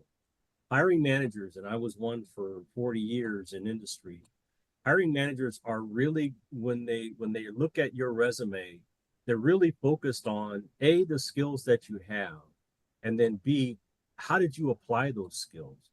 Do you know, are you able to take the knowledge that you have in your head and use it to do something functional, something worth along the lines of whatever it is they want you to design, build, or support? Now, I will offer you, though, one other perhaps different perspective, and that is that sometimes the career you choose is impacted by the school you went to. So let's just be very clear, okay? Let's say you wanted to be a doctor, right? Well, there are certain schools that probably having a degree from would get you in the door as a doctor as opposed to other schools. Let's say you wanted to be a lawyer, right? You're going to want to have to go to certain law schools to get that diploma and get that recognition and all those accolades if you want to be an attorney or if you want to be someone in that legal field. So I just want to make it very clear that engineering is one of those fields where you can kind of get a degree here or to get a degree there, but as long as you learn the right things, you have the right skills, you know how to apply them, you can pretty much work almost anywhere you want. Other fields, though, they are kind of fairly specific, on what kind of things that they want you to learn and at what school. So I just want to make that very clear. I see heads nodding, so I think that everybody agrees. Yes, totally. So we have another question from the chat. So what type of activities do you recommend for elementary school kids if they're interested in STEM? So it looks like we have very young students looking to go to the STEM field. So it's very exciting. Not long ago, I had the opportunity to go to Euclid Elementary, which is out in Ontario, and work with a group of students. And they did the little rocket launch thing. I know, very simplistic, but nevertheless, they learned. I did a little speech, and then we all went outside. They gave them a little small cup. They gave them Alka-Seltzer capsules. They put the Alka-Seltzer capsules in the cup, filled it up with water, turned it upside down, and they allowed them to make little fake paper rockets, and then they watched the rockets launch because the Alka-Seltzer fizz made them pop off. So stuff like that, I mean, just getting them entertained, getting them engaged, having them talk to somebody who maybe has been in the field of rocket design and rocket launch. I can't tell you, these kids, they're so funny. Third graders, fourth graders, sixth graders, they're marginal. Sixth graders are marginal. I say that because that's when they start to think that they know everything, and you got to tell them, no, you don't. But the little ones, I mean, I could take my X-51 model here or one of my other models. I got about 40 of them. I could take it to the classroom, and I could sit them down and say, look, this one does this, and this did this, and this does this, and da da da da. And they're just their eyes get big, their minds get blown, and that's what you want to do. You want to expose them. Okay, shut up, Clark. Let everybody else talk. Wait, that was good. I think I had one thing to add because coming from like an FTC high schooler and to someone who's joining like in elementary school, I definitely think FLL is a great opportunity. It's the first Lego League version. It's like the younger elementary version of what we do. And it's very simple. It's only based off of just using Legos. And it's like, it's good because I feel like Legos is something that a lot of students already are familiar with. It's like a household item and it's like a nice little game that they can play to just start constructing little structures early on and kind of getting the feel of like, oh, I can actually use things and make things with my own hands and like put my creativity to life. And I think, yeah, for sure, like joining an FLL team where it's just something like Scioli, or I think I joined Scioli in like elementary school, and I remember like it was a pretty fun experience, and it definitely like kind of puts you into that environment a lot earlier on. So any younger elementary student or parent in this call, like something like that, like just whatever is available at your school or maybe in your community, definitely go just try it out. Like take the initiative, dip your toes into it, like Sarah says, and try something new. If it's not something you'd like, then you can always just try something else and find your passion in that way. Totally agree. Yeah. I think we might have room for maybe one more question, and then I know some of our speakers have something to do afterwards. So I have one question that we had asked earlier, and it was what are some common misconceptions about your job or field? So this one anyone can ask, you can all jump in and add on. Can you repeat that question, please? Yeah, so they asked, what are some common misconceptions about your job or field? Oh, okay. Anybody? I'm trying to think about what could be a common misconception. I think if anything, just to answer anything in the first place, I think it does boil down to it's engineering. I mean, maybe in my field specifically too, it's not always just about how smart you are, but it's more of a mindset.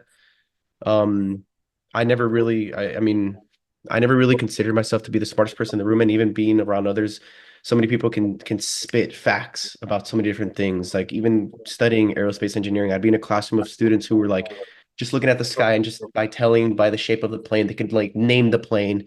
I can't do that. You know, I people go to the airport and they look at the planes and maybe I could distinguish between the manufacturers, but that's just about as far as it goes.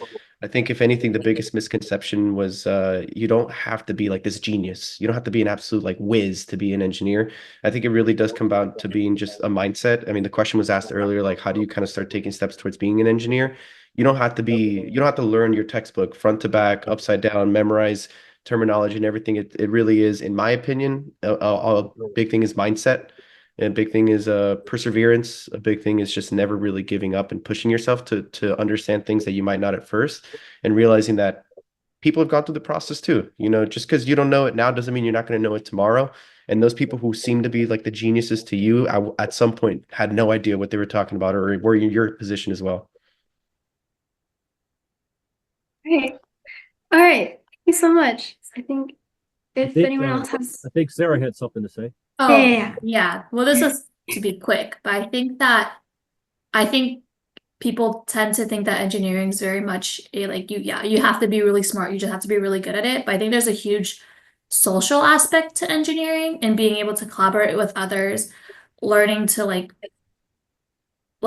collaborate, balance ideas, understand others' ideas. And I think that aspect, like going in, like I think a lot of times you're like, I want to be the one to like know it all, but I think understanding like the social aspect and like learning to trust others to like do their part and stuff and learning how to collaborate with them is like a pretty big thing in engineering that I don't think I was I knew you would have to work with others, but I don't think I understood like how much active effort you have to put into creating and fostering a good like environment where everyone feels comfortable sharing their ideas, where everyone feels like they're heard, And where like you understand that some people might not have the same opportunity as you, because sometimes it's easy to be like, oh, what, this person's stupid, why don't they know that? But literally they just haven't had that opportunity. So like learning to balance that, and like, yeah, I think it's a big thing at first, like gracious professionalism. And I think that's something that translates into the teams that you work with in the future. And learning to communicate with teams with grace, I think is something that's really important that I think sometimes I still need to like actively think about. Yeah, for sure. I think I think that's kind of all the time that we had planned for today. Thank you all so much for coming. Thank you for all speaking and everyone for coming and listening in.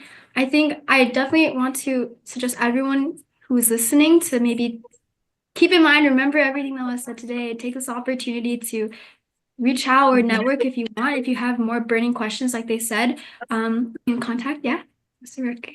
Yeah, I just want to say I do have a little time, so if you guys want to stay on and ask me questions, I can stay on for probably another 15 minutes. I'll second that too. I have time as well. I can stick around.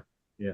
All right. Yeah, that sounds good for sure. I think you guys also maybe put in your contact information if there's any people in chat that want to reach out, send some emails, and get to know you guys some more.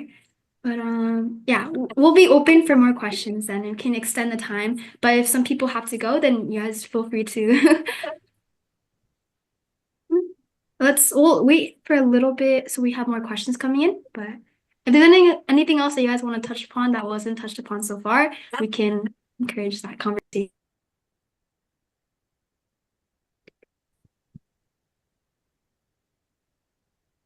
Okay, so for whatever reason, I sent a direct message earlier to someone, and now I can't exit the window that sends the direct message. So I'm just gonna direct message this person and have them post it for me on the main chat for others to see. Also, if you guys want to talk to us later, like, could you share like contact information with everyone so they can like, if you think of a question later on, you could like follow up later.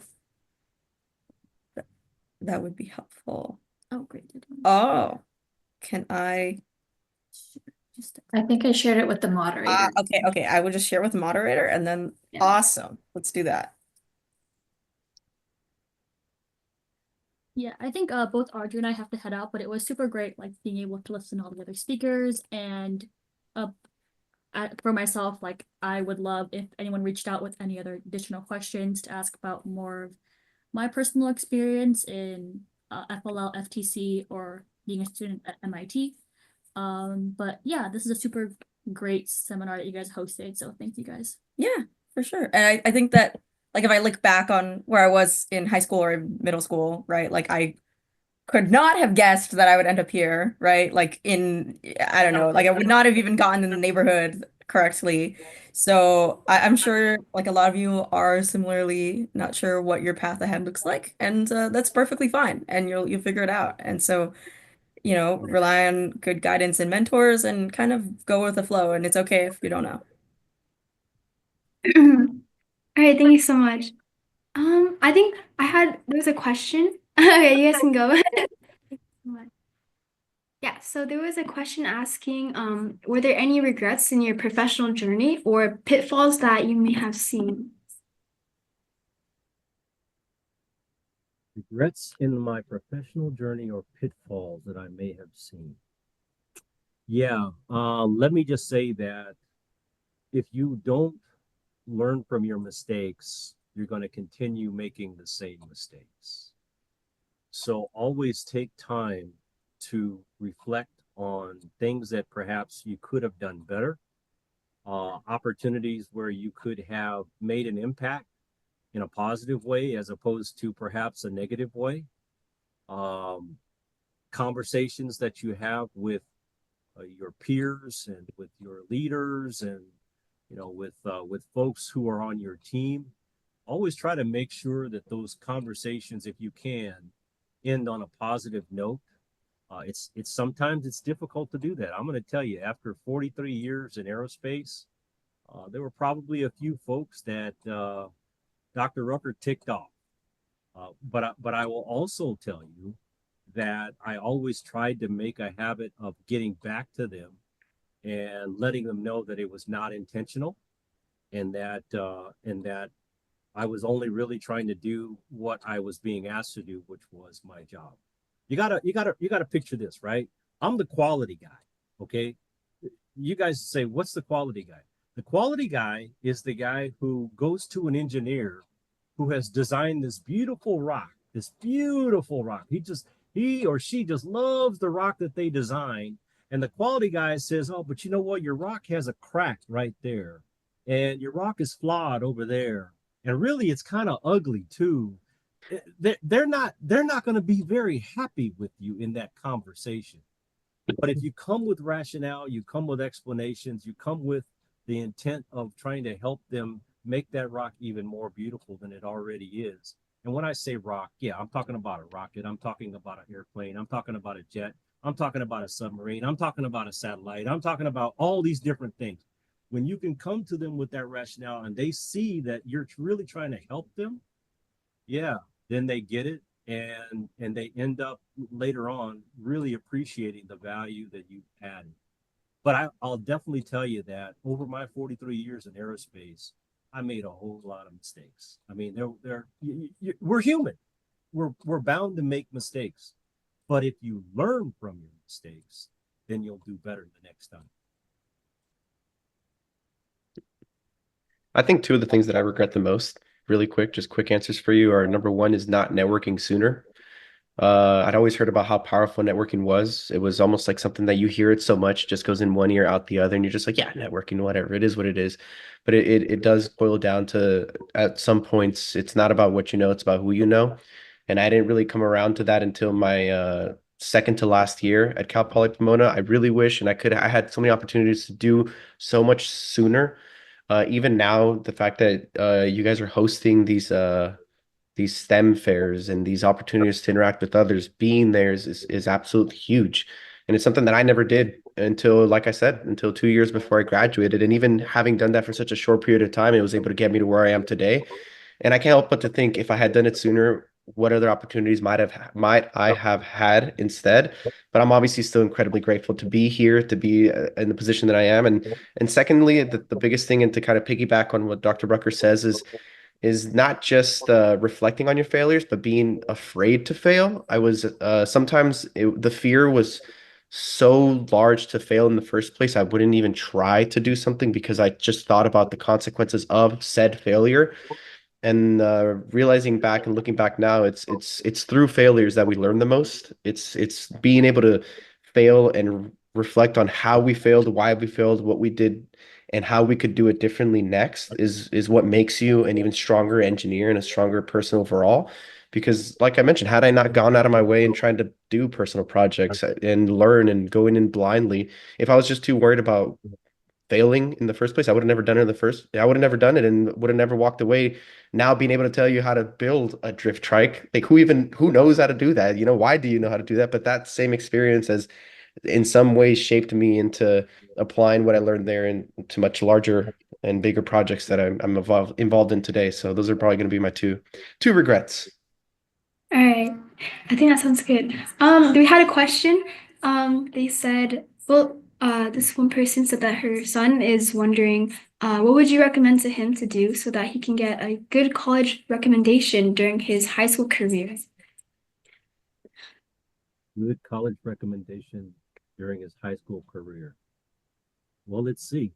Good GPA, perhaps having some experience participating in an FRC team or other projects that show the skills and talents that he has. I'm assuming it's a he. I think that's what you said. It was a he, right? Being able to network as a high school student, maybe a little bit difficult to network, but you're going to have opportunities where you're going to be face to face or perhaps on a Zoom call with professionals who are going to say to you, hey, you want to connect with me? I'm on LinkedIn. Reach out. And you never know where that could lead in a conversation. But when you have those kind of, like Sebastian's been saying, you have those kind of network folks out there that are willing to say good things for you and give you advice on perhaps a college that you might want to go to, a program that you might want to be in, a team that you might want to be on. those are the things that help prepare a high school student for their direction and for their potential future. So I would definitely say, obviously, GPA number one, and then getting out there and getting engaged in teams and activities. Don't just sit in there in your room doing your homework. I mean, yeah, that's great. That's great. Going to get you a good GPA, but don't just do that. Do other things as well. I think this commenter also said that their son was terribly shy. So I think maybe some tips on how to kind of get out their shell. I don't know. I don't really know. Networking is a skill. Talking to people is a skill. It's incredibly underrated. I cannot tell you how much I've grown just talking to people and having conversations with others, and even especially like in engineering too. I mean, there's this. I'd be lying to you if I said that engineers aren't difficult to talk to. Even in the office now, there are professionals who've been doing it for years, and they struggle to make eye contact. They struggle to maintain conversation and keep things flowing. And the truth is, as scary as it sounds to say, and as much as you probably hate to hear it, if you're somebody who's shy, is the only way to really get better is to do it. Is to just do it. And it sucks. It really does, because those first handful of conversations, when I mean handful, I mean like those first couple hundred conversations you're gonna have are gonna be awkward, are gonna be weird. You're gonna walk away like, oh my God. It's like that whole like joke about how like somebody hands you the food and they say enjoy and you say you too. You're like, why did I say you too? Oh, and then you lose sleep about it years later, right? But it's truth be told, it's with every opportunity that you get to talk to others.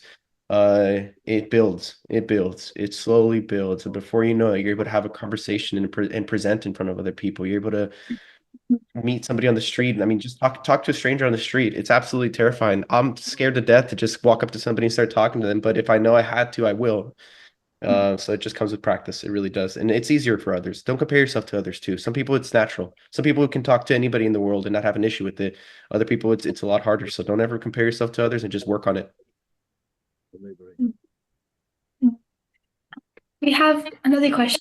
They said, how would you recommend someone choose their extracurriculars in high school if they know they want to do something with them, but they are unsure what specifically? What are they passionate about? Where's their passion? I mean, Yeah, no, I'm not asking you that question. Yeah. I'm saying to whoever wrote the question, think about what you're passionate about. What do you want to do? What do you like to do? I can't underemphasize how important I think that one question can be, because if you're passionate about it, you're going to want to do it, right? So let's say your high school, at your high school you have a photography club, you might have a running club, you might have a robotics team, you might have this. Well, ask yourself, where is your passion? What lane do you really think that you'll swim really well in and that you'll like doing? And then go do it. Just go do it. Like Sebastian said, don't sit there and debate. Just go do it. Try it. And if you don't like it, guess what? You quit and you go do something else. Anyway, that's my answer. I don't know. Sarah may have a different answer, or Sebastian may have it. I don't know. I think high school is for trying a lot of things. So I think, joining the clubs and seeing if you like it. I think especially like non-competitive clubs, like photography, like those, like I feel like are less like you have to be there for the full year. So I think it's like just being able to try a lot of stuff. Like I think I got lucky, like first two things I joined sophomore year, I like ended up kind of sticking with. But I know other people who like decided they didn't like it and moved on to another club, and it's just like, like it's clear if you don't want to be there. So I think, and it's clear if you're doing things for like, like checking off like something for your like extracurriculars for high school. Like through like the essays you write. I think even like when people are talking about like letters of rec, I think it's clear that you're not passionate about something. Or like, so I think that, being able to, like experiment, see if you like it. I don't think anyone's offended if like you end up being like, this is not my thing, I'm gonna leave. Like, honestly, if it wasn't your thing, you probably like, like if they could probably tell and you probably weren't, So I think that's probably like the best thing to do. Thank you so much. I think we had this one question that was asked while we were on the topic of networking, and someone asked, how can I, as a high school student, start networking now? So how how would someone in high school start networking? So I had So a just- couple, oh, sorry. Go ahead. I No, go had ahead. a couple friends like reach out to college professors like during the Mm. summers, and they were like, and the professor just like, can you help edit this textbook? And that like works like pretty well. I think networking, I will admit, in high school is quite tough. But I think there's people like Dr. Rucker here who like is so super opening to like being a mentor, and that's like a really great resource, right? I also think I didn't really think of this in high school, but I do think a lot of college students are like really down to talk to you guys. So like if you even like email, like if you go to like any clubs in any universities that are like either local to you or maybe not local, probably better local just because like maybe you could visit them in person, and you email like the president or the something of that club, they'd probably be really down to like be like, oh, I'll give you a tour of the lab. Like there's people who like not now, but like yeah, like I think college students are like really excited. I think engineers generally are really excited to show you what they're doing. You might be in the conversation longer than you want to be. But I think that yeah, I think like college students honestly really down. I will say like sometimes some professors are harder to reach, but like the graduate students of the lab, as a graduate student, we're down to email and check it. Like yeah. So I think it's pretty difficult. I think you'll probably send like maybe 30 emails and you might get like 2 or 3 back. Which like that's just kind of how it goes. But people are yeah, engineers are really happy to talk about what they're doing. So yeah, they're happy that someone cares about what they're doing. So I think yeah. There are also organizations that high school students can be a part of. I know that when I was, well, I should say when my kids were attending Diamond Bar High, um, I was the president of what they call the Magnificent Seven Families. Basically, what that is all of the cultural organizations. So, you know, you had various different cultures, each had a club and organization, and the parents that were engaged in those organizations would set up opportunities for the students, their students, and others to come and meet and network with other professionals. So I know that. Well, here's a good case in point. One day, the technology teacher at Diamond Bar High said, "Hey, Dr. Rucker, or actually it was Mr. Rucker back then. We want to set up our students to have the opportunity to get internships, high school internships. So while they're in high school, they could go into a company for the summer and be an intern." And Diamond Bar High got put on the list at the Boeing company to be in the internship program. So there you have it. You know, I mean, you got in between the junior year and their senior year during that summer, students were coming in to Boeing and being allowed to be mentored and network with actual employees and professionals at the company. In fact, many of the students that have been that I've mentored over the years were students that started with me in high school. So that's another thing. Just engage. You know, find opportunities. There's going to be opportunities out there, be it a club, an organization, an event, an activity. Find opportunities where you can actually get engaged and have some networking with professionals. And as Sarah just stated, if you can't find one, connect with me on LinkedIn and I'll help find you. I'll also add too, and I'll give you 2 answers right now where you can start going for networking right away. Number 1 is LinkedIn. You can add people on LinkedIn, message them on LinkedIn, whether they respond to you or not. Send 100 messages, you might get 1 back. That's 1 more than you would have ever done in the first place.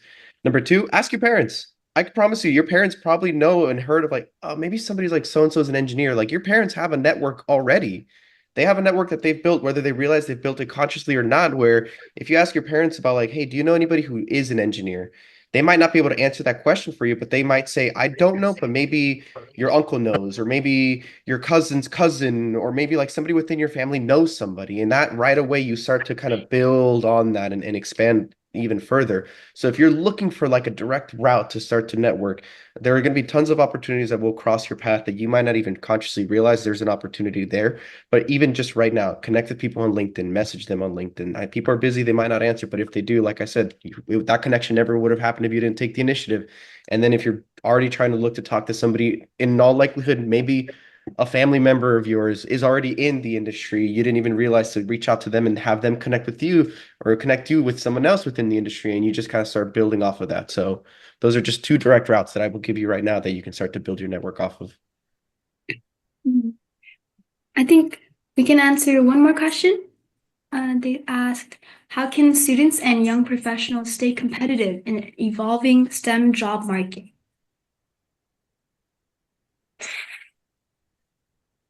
Oh, okay. I think it's okay. So I think yes, things are changing a lot. Like I think you hear stories of like, yeah, CS jobs are on the decline or something like that. But I do think that this might be naive of me. I have not joined the job market yet.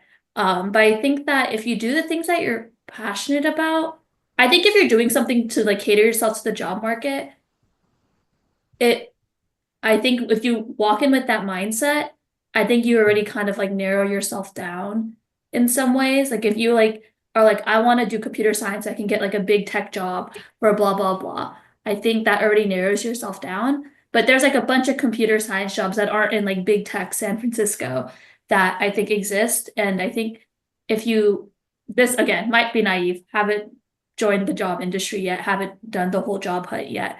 But I do think if you're like passionate about it and you like show that and you make the right connections, again, I think it's also very much connections based thing. I think yeah, I think catering yourself just I think a lot of like the success stories you hear, like Dr. Rucker is like they just like did engineering and they like what they're doing and these opportunities like came about because they were I don't want to say like playing the game right because I don't think he was actively like trying to play a game, but he like just happened to like love engineering. Other people saw that and opportunities came about, not because he was playing the job market game, just because he was passionate about it, had opinions. People saw that, saw his leadership, and he was able to get where he is. Yeah, like he just loved engineering, had like opinions about it and like how to make it better. So I think like catering yourself to the job market isn't the move, if that makes sense. Maybe other people, again, haven't joined the job industry, just been in school this entire time. So did a couple internships, but I don't think that's anything compared to the job market. So I'd be very wrong. Before Sebastian goes, what I want to do, Sarah, is jump on where you are right now. You're in a graduate program. And to me, if a student, if a high school student is asking themselves, okay, so how do I get more? How do I get better? How do I stay relevant? How do I make sure that I'm in a position that the market's gonna know my skills and want me? I would say continue that educational process. Find ways that you can go maybe to a JC while you're attending high school. Maybe I don't know, just continue your educational process. The more you learn, knowledge is the one thing that no one can take away from you. Remember that. Okay. So the more you can learn and the more that you learn how to apply, the more that people will want to pull you in and have you be part of their team. And then you're going to learn even more. I just wanted to jump on that one thing. I'm going to ask you, sir, are you paying for your graduate study program? No. Oh, I'm getting okay. paid very little, but not paying it off my pocket. Yeah. Okay. Because when I went back and got my master's degree, Boeing paid for it.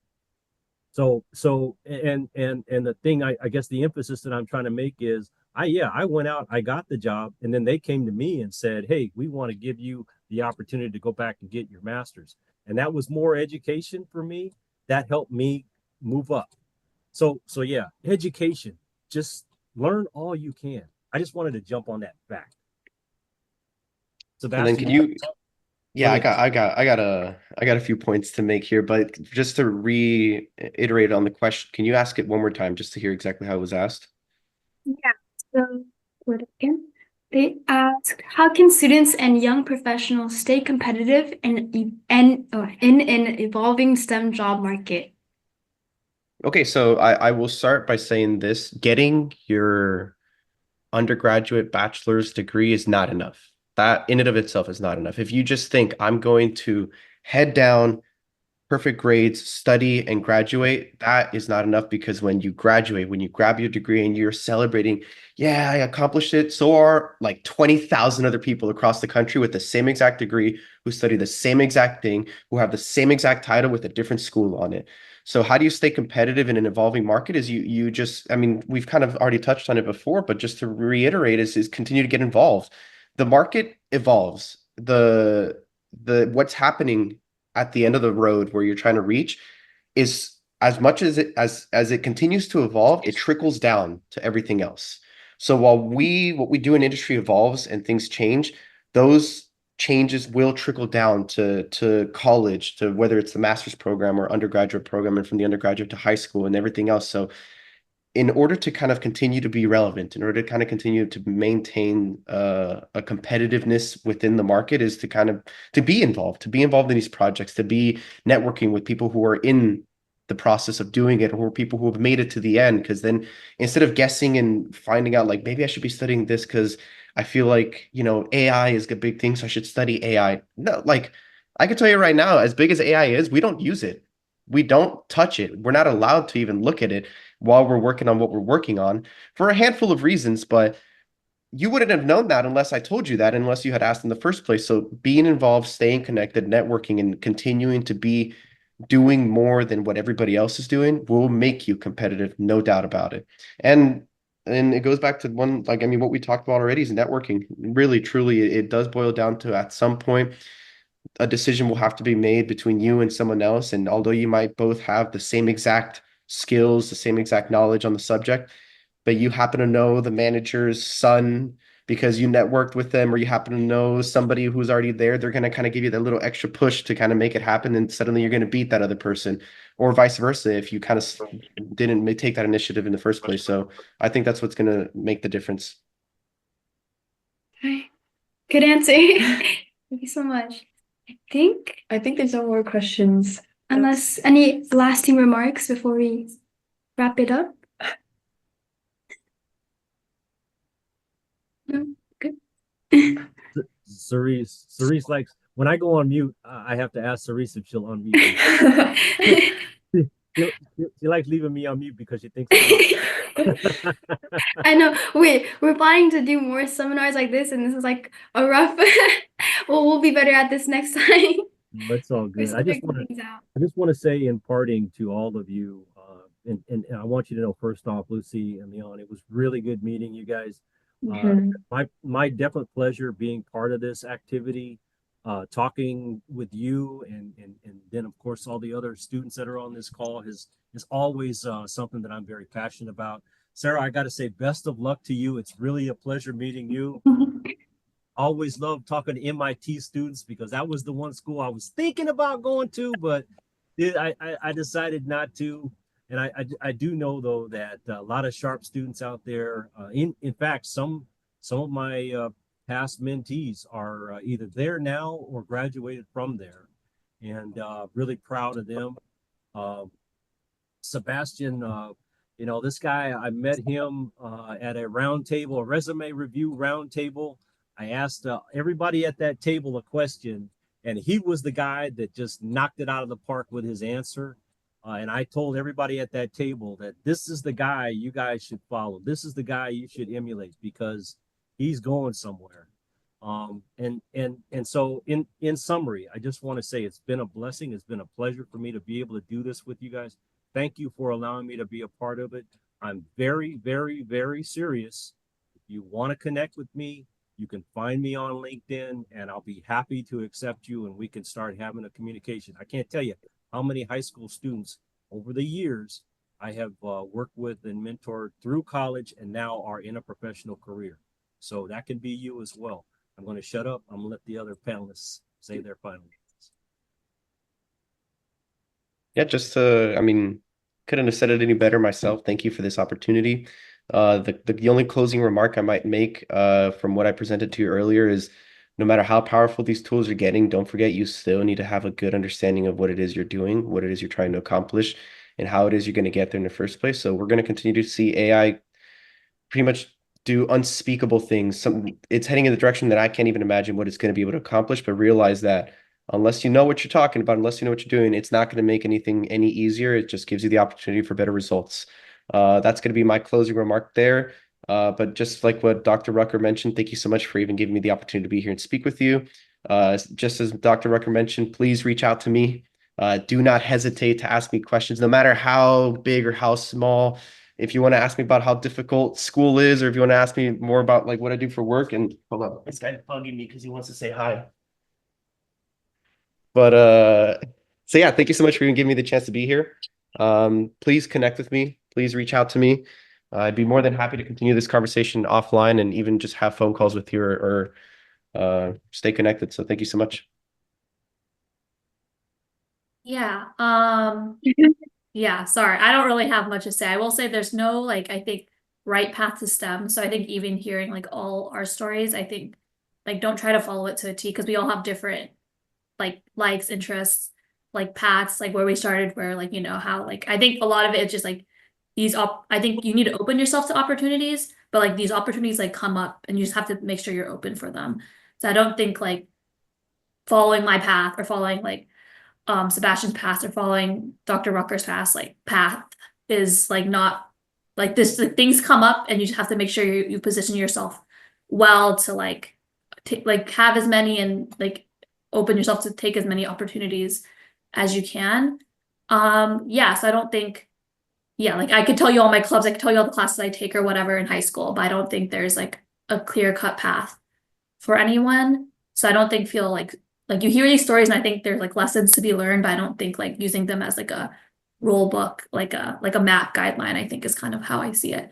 But yeah, I know STEM is like pretty like intimidating to think about, especially as a high schooler. But I think yeah, having guidance and mentors are really what like I think makes or breaks the industry.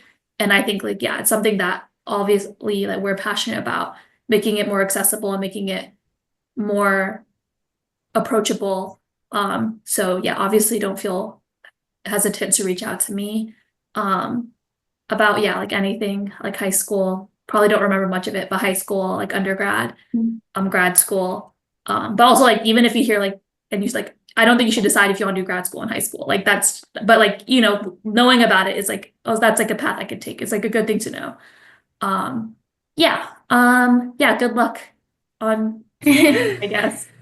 And thanks for hosting. Yeah, it was really great hearing from the other panelists and hearing the questions. No, thank you guys so Thank much you guys for so coming. Yeah, It was a great pleasure. it was a pleasure hosting. I mean, this is definitely really exciting for us. It's our first time hosting like a seminar like this, but we definitely want to provide more opportunities like this one. And I think it definitely helped us. Like honestly, just listening in and hearing you guys talk about this stuff, it's making me think about maybe the importance of networking and like maybe considering grad school because now I feel like I should definitely take these opportunities while I still can. And I want to make sure everyone can save all the contact information that we listed in the chat. So then later on, you can, when you have a question or right now you have a question now, you can ask and email them or connect with them through LinkedIn.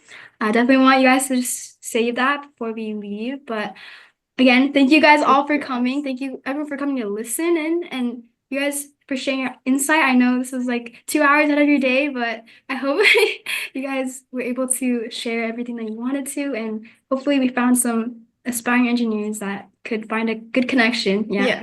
Also, one more note, this was being recorded, so we're gonna post it on our YouTube channel so that other people can view it after as well. So and we'll post all the contact information there. So if you want to, you can look back at different advices they mentioned and get their contacts and just message. Yeah. So that'll be it. Thank you guys so much. That'll be a wrap. Yeah, well, that's a wrap for today, and we're gonna end the meeting shortly. But thank you so much, everyone.